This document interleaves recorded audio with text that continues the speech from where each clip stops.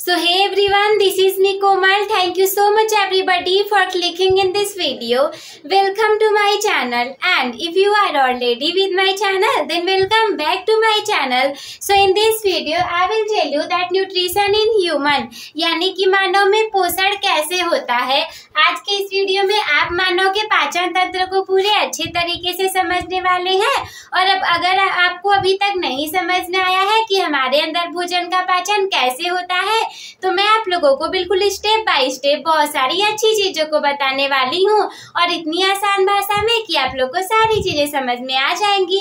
तो मानव में पोषण या फिर मानव में पाचन तंत्र की पूरे प्रक्रिया को जानने के लिए बने रहिएगा वीडियो में लास्ट तक। तो चलिए शुरू करते हैं।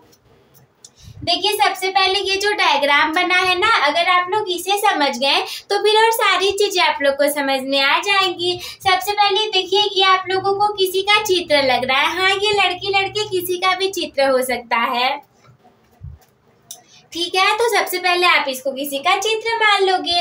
और सबसे पहले हमारे अंदर जो पाचन की प्रक्रिया है वो शुरू कहाँ से हो जाती है, तो सबसे पहले हमें भी पता है कि हम भोजन को उठाते हैं, अपने मुंह में रख लेते हैं। तो सबसे पहले हमारे पास देखो दांत होता है। दांत उस भोजन को क्या करता है, ऐसे ऐसे करके उसको काटना शुरू कर देता है।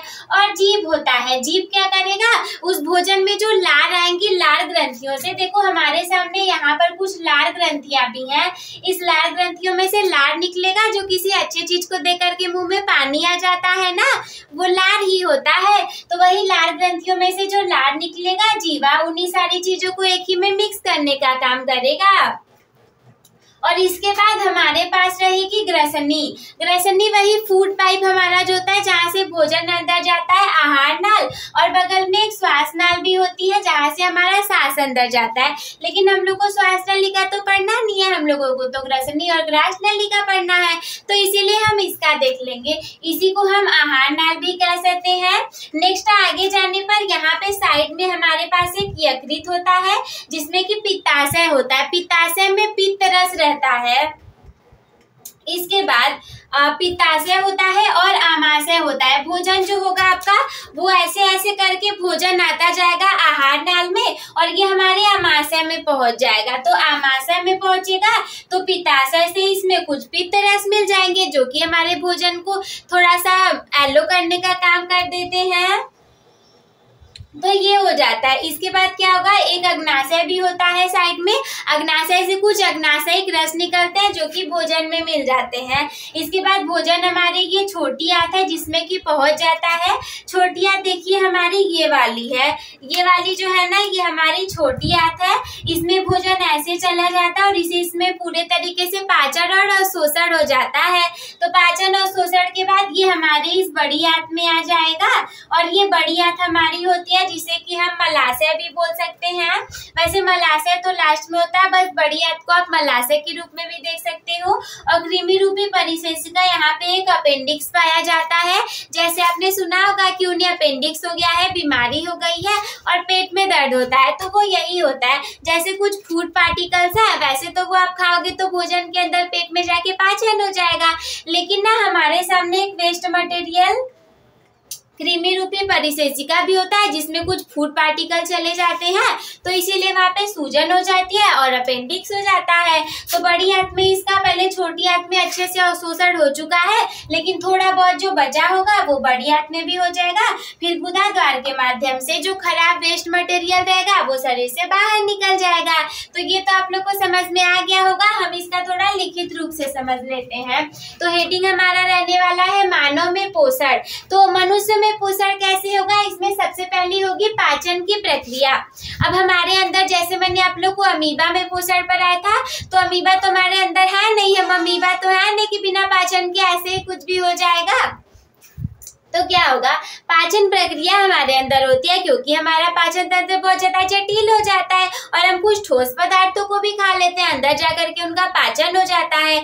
तो जो जटिल होते हैं पदार्थ, उनको छोटे छोटे और सरल पदार्थों में तोड़ने की जो प्रक्रिया है वो पाचन तंत्र के अंतर्गत आती है, तो उसे हम पाचन क्रिया बोल देंगे। इसके बाद ये पाचन क्रिया जो है ये हमारे पाचन तंत्र के अंतर्गत आ जाता है। ये सारी चीजें पाचन तंत्र की ही हैं। और इसके इसके बाद इसमें हमारा आहार नाल होता है, जिसमें मुख से लेकर के मुख गुहिका तक सारी चीजें शामिल हो जाती हैं। और भोजन का पाचन कहाँ से स्टार्ट होगा, तो वो भी आप बता दोगे कि माउथ से ही स्टार्ट होता है। इसके बाद दांतों का हमारे काम रहता है भोजन को काटने का, पीसने का। जीभ रहता है वो मिला देता है उसमें लार ग्रंथियों को, और फिर आमाशय में हमारे भोजन चला जाता है। यहाँ पर 3 से 4 घंटे इसका अच्छे से पाचन हो जाता है। फिर छोटी आंत में जाएगा और शोषण हो जाएगा। थोड़ी बहुत चीजें बची रहेंगी तो वो बड़ी आंत में और शोषण हो जाएगा। सबसे पहले हम भोजन को उठा करके मुंह में रखेंगे, अंदर करेंगे, तो वो अंतर्ग्रहण की प्रक्रिया के अंतर्गत आएगा। अंतर्ग्रहण हमारी सबसे पहली प्रक्रिया है। इसके बाद उसका पाचन हो जाएगा, तो सेकेंड प्रक्रिया हमारी पाचन हो जाएगी। पाचन होने के बाद भोजन का अवशोषण हो जाएगा। और इसके बाद चौथे में आप भोजन का स्वांगीकरण भी लिख सकते हो, जीवद्रव्य में कोशिकाओं द्वारा। नहीं चाहो तो नहीं भी लिख सकते हो। फिर जो कुछ वेस्ट मटेरियल बन जाएंगे वो चौथे प्रोसेस में, अगर आप स्वांगीकरण लिखोगे तो ये 5वां हो जाएगा, नहीं लिखोगे तो ये 4था हो जाएगा। उन सभी चीजों का बहिक्षेपण हो जाएगा। तो मुझे उम्मीद है कि आप लोग को ये पाचन तंत्र वाला वीडियो अच्छे से समझ में आ गया होगा। तो आप लोग इसका स्क्रीनशॉट ले लीजिए।